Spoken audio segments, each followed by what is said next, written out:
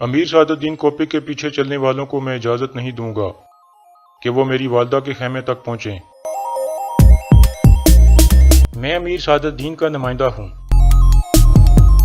ان پر الزام لگانے کا مطلب ہے تم میرے اوپر الزام لگا رہے ہو۔ ارطغرل،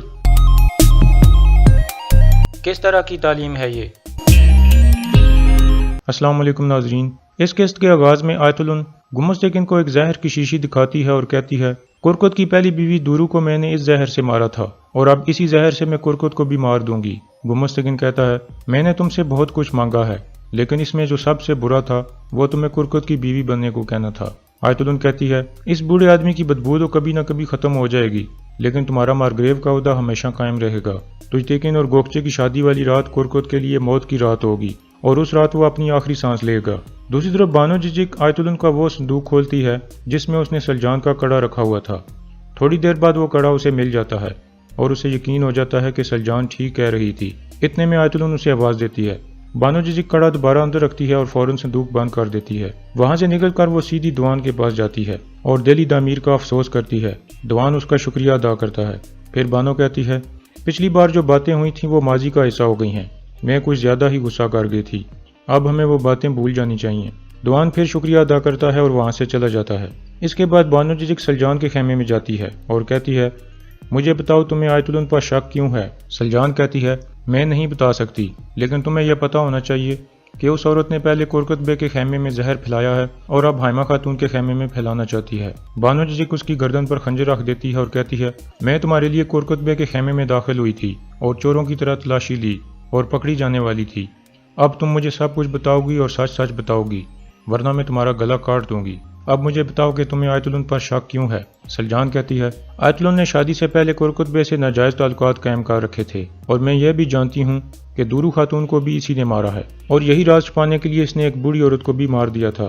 دوسری طرف ارطغرل اس جگہ جاتا ہے جہاں دلی دامیر ہتھیار بناتا تھا۔ اتنے میں سنگر تیکن وہاں آتا ہے اور کہتا ہے ہم دلی دامیر کا بدلہ ضرور لیں گے۔ ارطغرل کہتا ہے جب تک ہم قبیلے میں موجود غدار کو نہیں پکڑ لیتے تب تک ہم بدلہ نہیں لے سکتے۔ سنگر تیکن کہتا ہے مہر تانگت کے پاس کیسے پہنچی؟ اس سوال کا جواب اسی قبیلے میں موجود ہے۔ ارطغرل کہتا ہے اس کا جواب سعادالدین نے دے دیا ہے بھائی، جس آدمی نے تانگت کو استعمال کیا ہے اسی نے قبیلے کے کسی شخص کو بھی استعمال کیا ہے۔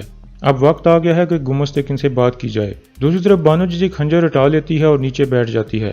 سلجان کہتی ہے کڑا میرے لیے بہت ضروری ہے۔ گونجا گل مجھے ڈراتی ہے کہ میں سب کو بتاؤں گی کہ اس بوڑھی عورت کو تم نے مارا ہے کیونکہ اس کے پاس میرا کڑا ہے۔ بانو ججک کہتی ہے دورو خاتون میرے لیے ماں کی طرح تھی، اس نے مجھے پال کر بڑا کیا۔ سلجان کہتی ہے کیا تم میری مدد کرو گی اور دورو خاتون کا انتقام بھی لو گی؟ بانو ججک کھڑی ہوتی ہے اور کہتی ہے تمہارا کڑا کرکت بے کے خیمے میں ہے۔ یہ سن کر سلجان خوش ہو جاتی ہے۔ اس کے بعد سلجان سیدھی کرکت بے کے خیمے میں چلی جاتی ہے اور کہتی ہے میں جانتی ہوں کہ آپ دورو خاتون سے چھپ کر آیت الن کے ساتھ کیا کر رہے تھے۔ کرکت غصے سے کھڑا ہو جاتا ہے اور کہتا ہے یہ کیا کہہ رہی ہو تمہارا دماغ خراب ہو گیا ہے۔ سلجان کہتی ہے پہلے میری بات سن لو پھر فیصلہ کرنا کہ میرا دماغ خراب ہوا ہے یا نہیں۔ آپ بیٹھ جاؤ کیونکہ آپ کا بوڑھا دل یہ سن کر برداشت نہیں کر سکے گا۔ کرکت بیٹھ جاتا ہے۔ پھر سلجان اسے بوڑھی عورت والا پورا واقعہ سناتی ہے اور کہتی ہے کہ آیت الن نے اس عورت کو مروا دیا تھا اور میرا کڑا آپ کے خیمے میں چھپایا ہوا ہے کیونکہ وہ بوڑھی عورت مجھے بتانے والی تھی کہ دورو خاتون کو آیت الن نے مارا ہے۔ یہ سن کر کرکت غصے سے کھڑا ہو جاتا ہے اور اپنا خنجر نکال لیتا ہے اور کہتا ہے تم گونجا گل سے جلن کی وجہ سے اپنا دماغ کھو چکی ہو۔ پھر سلجان ایک صندوق کی طرف اشارہ کر کے کہتی ہے میرا کڑا اس کے اندر ہے۔ کرکت کہتا ہے اگر تم نے مزید ایک لفظ بھی کہا تو میں تمہیں مار دوں گا۔ سلجان کہتی ہے اگر آپ نے یہ مسئلہ حل نہیں کیا تو اب دورو خاتون کے دوسرے قاتل ہوں گے۔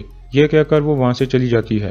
اس کے جانے کے فوراً بعد کرکت وہ صندوق کھولتا ہے اور اس میں موجود سلجان کا کڑا دیکھ لیتا ہے۔ دوسری طرف ٹریننگ ایریا میں گمستکن ایک سپاہی کے ساتھ تلوار بازی کی پریکٹس کر رہا تھا۔ اس دوران وہ اسے گرا دیتا ہے۔ اتنے میں ارطغرل اور سنگر تیکن وہاں پہنچتے ہیں۔ گمستکن سپاہیوں سے کہتا ہے مجھے لگتا ہے کہ آپ کو گندوگدو کی مزید ٹریننگ کی ضرورت ہے۔ پھر وہ ارطغرل سے پوچھتا ہے کیا میں صحیح کہہ رہا ہوں ارطغرل بے؟ ارطغرل کہتا ہے میں کافی عرصے سے آپ جیسے ماہر سپاہی کے ساتھ ٹریننگ کرنا چاہتا تھا، کیا مجھے اجازت ہے؟ گمستکن کہتا ہے اجازت ہے۔ اس کے بعد دونوں کے درمیان ٹریننگ شروع ہوتی ہے۔ ارطغرل اس پر حاوی ہو جاتا ہے۔ ارطغرل کو اس پر غصہ بھی تھا کیونکہ اسے گمستکن پر شک ہو گیا تھا کہ یہی غدار ہے۔ اس دوران ارطغرل اس کی تلوار گرا دیتا ہے اور اپنی تلوار اس کی گردن پر رکھ دیتا ہے اور کہتا ہے مہر سعادالدین کے کہنے پر قبیلے سے چوری ہوئی ہے اور اس کے کسی آدمی نے چوری کی ہے۔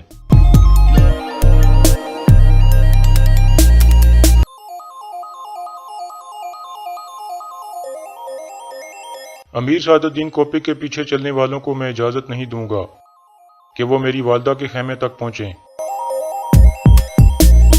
میں امیر سعادت الدین کا نمائندہ ہوں۔ ان پر الزام لگانے کا مطلب ہے تم میرے اوپر الزام لگا رہے ہو۔ ارطغرل،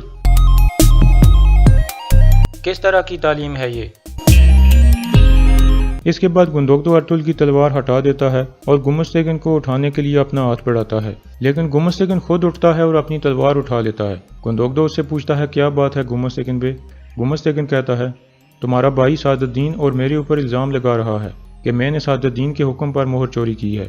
گندوگدو ارطغرل سے پوچھتا ہے تم ایسا کیسے کہہ سکتے ہو بھائی؟ قبیلے میں پہلے ہی کافی مشکلات ہیں اور اب تم امیر سعادت الدین سے بھی پنگا لے رہے ہو۔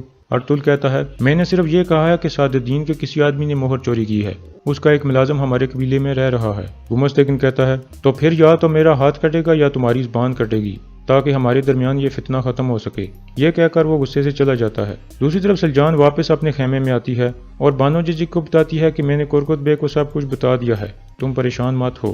بانو ججک کہتی ہے اب آپ جو مجھے کہیں گی وہ میں کروں گی۔ پھر بانو ججک سلجان کے خیمے سے نکلتی ہے تو آیت الن بھی چھپ کر اسے دیکھ لیتی ہے اور سمجھ جاتی ہے کہ اس نے سلجان سے ملاقات کی ہے۔ دوسری طرف ارطغرل اور اس کے دونوں بھائی واپس حائمہ خاتون کے خیمے میں آتے ہیں۔ گندوگدو ارطغرل کو غصے میں کہتا ہے یہ تم کیا کر رہے ہو ارطغرل؟ گمستگن کو اس طرح کی بات تم کیسے کہہ سکتے ہو؟ شور سن کر حائمہ خاتون اور حلیمہ بھی باہر آ جاتی ہیں۔ پھر گندوگدو کہتا ہے ارطغرل نے اپنی زبان تیز کر لی ہے تاکہ وقت آنے پر گمستگن کا سر کاٹ سکے۔ یہ سن کر حائمہ خاتون بھی ارطغرل سے پوچھتی ہیں یہ کیا ہو رہا ہے ارطغرل؟ ارطغرل کہتا ہے میں جانتا ہوں مہر کیوں چوری ہوئی تھی والدہ، اور گمستگن نے چوری کی تھی۔ حائمہ خاتون کہتی ہیں جس رات مہر چوری ہوئی تھی صرف آپ دونوں کو مہر کے بارے میں پتا تھا، پھر گمستگن کو کیسے پتا چل سکتا ہے کہ کوئی مہر ہے؟ سنگرتگن کہتا ہے امیر سعادت الدین کو بھی مہر کے بارے میں پتا تھا والدہ۔ گندوگدو اور زیادہ غصے میں آ جاتا ہے اور سنگرتگن سے کہتا ہے تم بھی ارطغرل کا ساتھ دے رہے ہو۔ آپ لوگوں کے کہنے کا مطلب ہے کہ گمستگن نے مہر سعادت الدین کو دی اور سعادت الدین نے وہ مہر تانکت کو دے دی۔ ارطغرل کہتا ہے ہاں ایسے ہی ہے۔ گندوگدو کہتا ہے تمہارے پاس کوئی ثبوت ہے؟ ارطغرل کہتا ہے میرے پاس کوئی ثبوت نہیں ہے بھائی، لیکن جلد میں وہ بھی حاصل کر لوں گا۔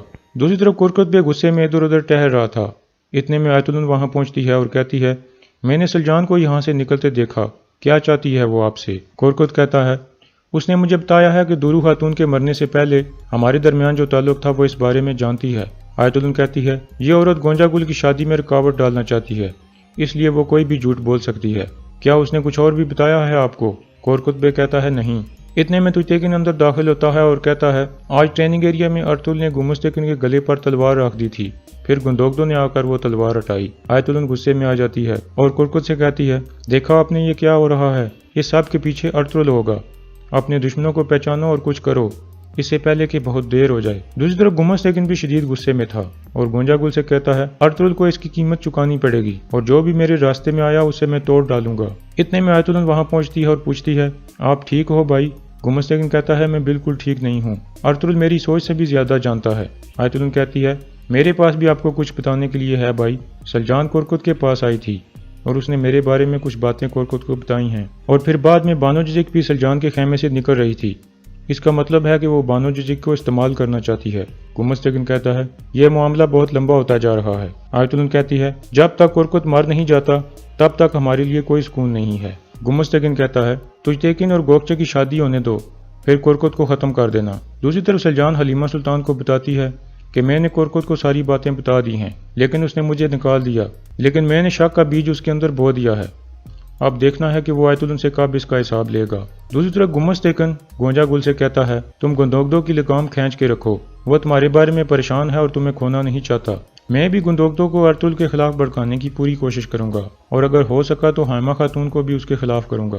پھر وہ آیت الن سے کہتا ہے تم بانو ججک کا منہ کھلوانے کی کوشش کرو اور پتہ لگاؤ کہ اس کے پاس کون سا راز ہے۔ اور یہاں اس قسط کا اختتام ہو جاتا ہے۔